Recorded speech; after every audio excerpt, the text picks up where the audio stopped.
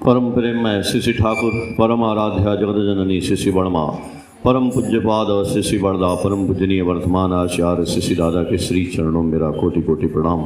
देखिए, अभी दो बच्चे दोनों गाना गाए, तो कैसे गाए?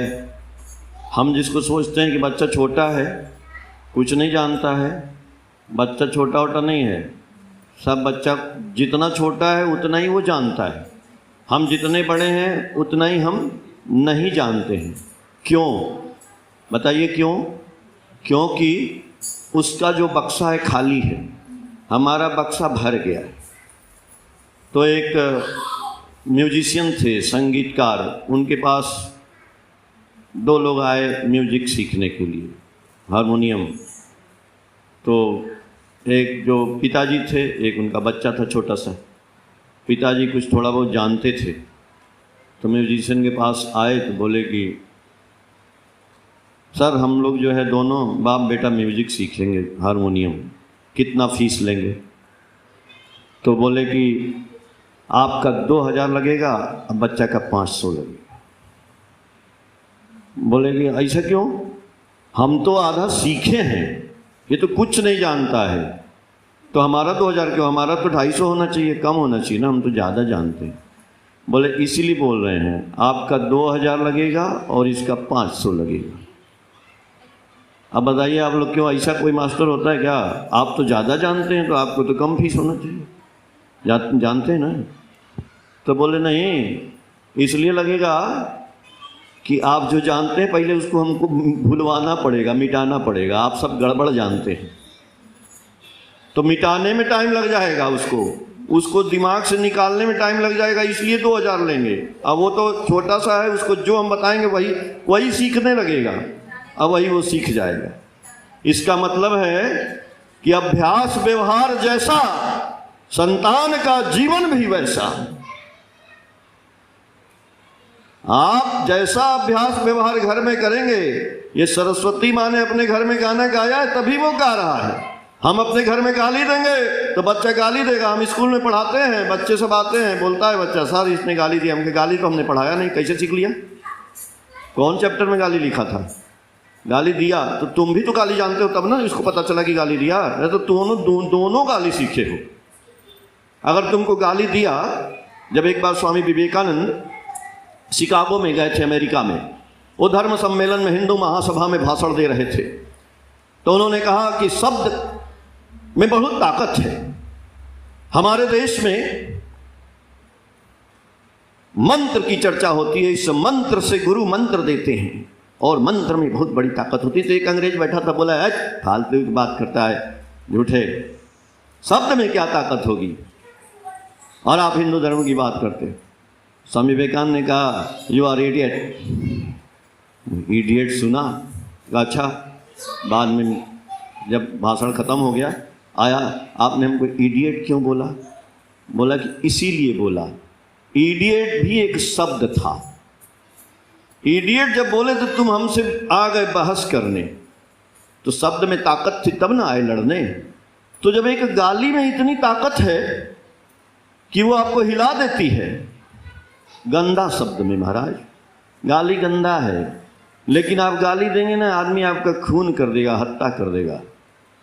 शब्द ही तो है, आप छुइए में ही इतना गाली दीजिए कि आपको मार मार के वहीं भुट्टा बना देगा। तो जब गाली में इतना ताकत है, तो क्या अभी कभी आपने सोचा है कि ठाकुर जी के मंत्र में भी ताकत होगा? स्वर है, हारमोनियम, मैं तो बार बार बोलता हूं आपको। वो बच्चे का नाम भी है सुर नीति। सुर की जो नीति है, नाम आप लोग अपना जानते हैं तो नाम का अर्थ भी समझा करिए। नाम का अर्थ ही नहीं पता है तो व्यर्थ है। हमारा नाम सुनील है, पता है ना, लेकिन हमको खुद नहीं पता था कि सुनील का मतलब क्या होता है। आप लोगों को पता है? नहीं पता है। अनिल का मतलब होता है हवा, सुनील का मतलब नहीं होता है। तो हमको किसने बताया?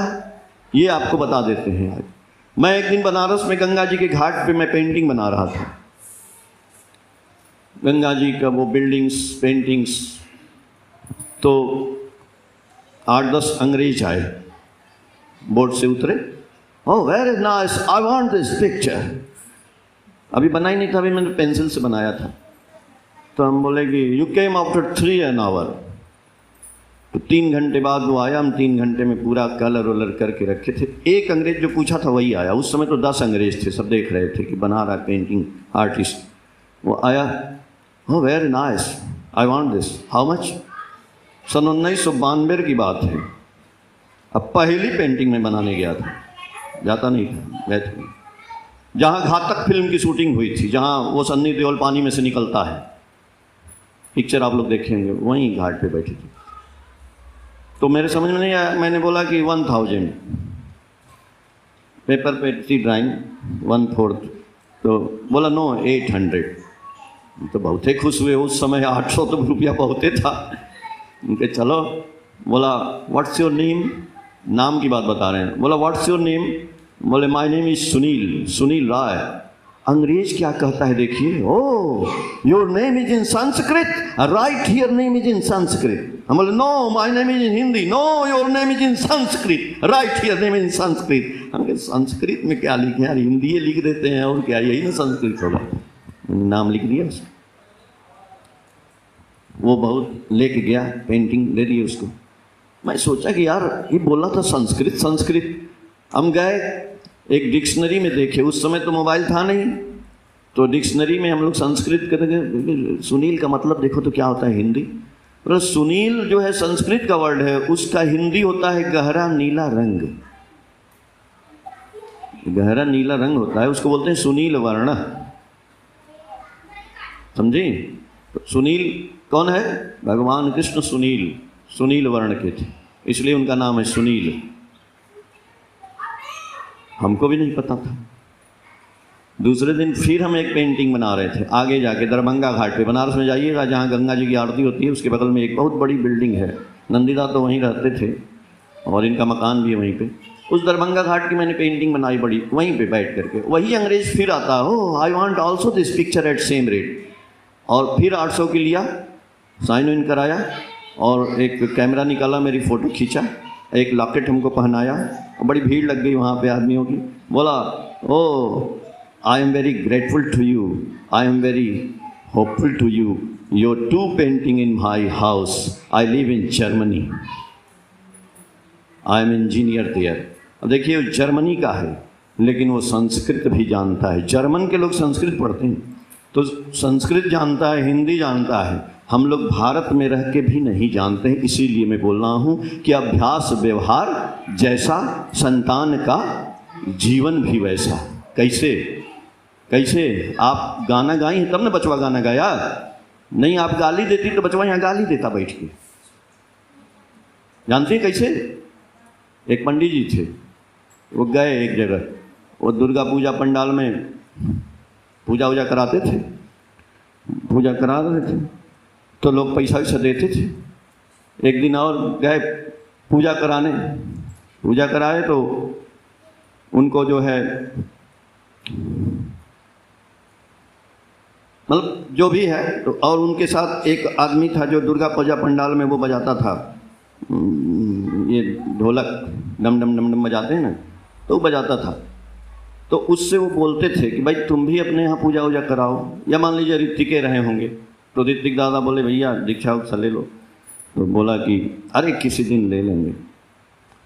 एक दिन क्या हुआ कि पंडित जी रोज़ बोलते थे, एक दिन भेंट आ रहा था उधर से, तो उसके हाथ में एक पिजड़ा था और पिजड़े में 2 तोता था।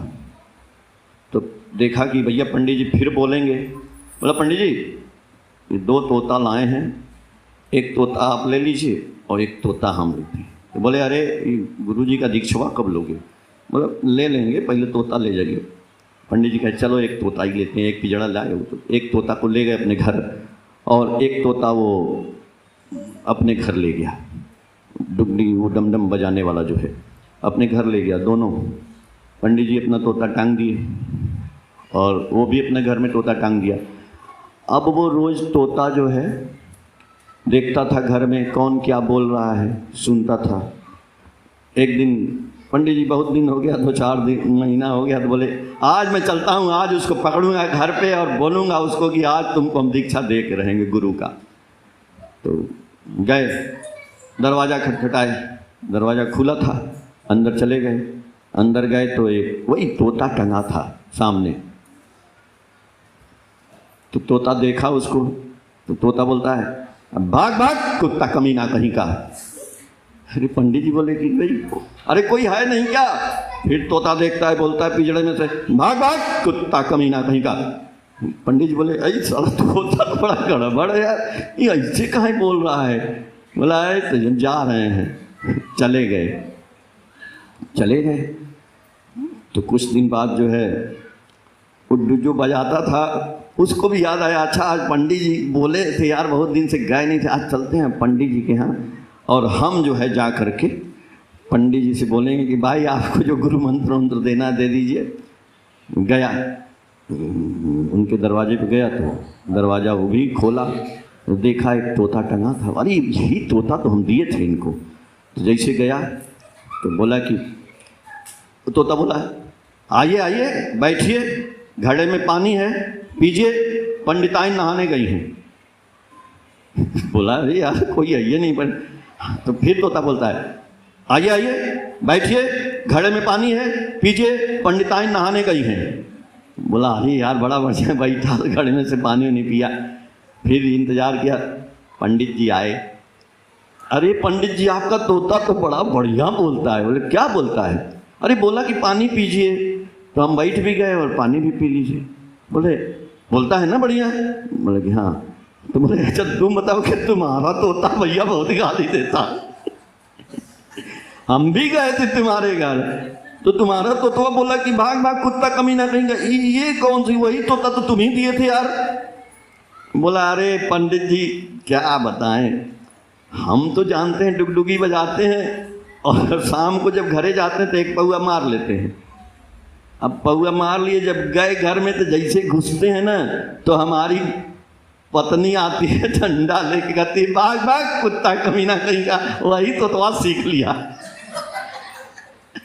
तो हमारी जो पत्नी बोलती है वो सीख लिया है, आपकी पत्नी जो बोलती है कि आइए आइए पानी पीजिए तो वो सीख लिया है। इसमें क्या बताएं? अब यही बात है कि अभ्यास व्यवहार जैसा संतान का जीवन भी वैसा। हमको गुरुजी से कुछ लेना देना नहीं है, हम गुरुजी के लेकर के बदले की नहीं ये सोचना है। हम वैसे के वैसे रह गए, गुरुजी का थोड़ी दोष है, हमारा दोष है। फिर भी हम प्रयास करेंगे कि नहीं आज नहीं तो कल बदलेंगे जरूर, क्योंकि गुरुजी के सत्संग में हम आते हैं, सुबह शाम प्रार्थना करते हैं, यजन करते हैं, याजन करते हैं, इष्टवृत्ति करते हैं। भैया एक रस्सी कुएं के उस पे पत्थर पे जाती आती है ना, तो पत्थर पे भी एक निशान पड़ जाता है। करत करत अभ्यास के जड़मति होत सुजान, रस्सी आवत जात ते सिल पर परत निशान। तो हम यदि पत्थर भी होंगे तो एक दिन रत्नाकर डाकू से वाल्मीकि जरूर बनेंगे। आप आते रहिए मंदिर में, एक दिन आपको वाल्मीकि ठाकुर जी बना के रहेंगे। जय गुरु।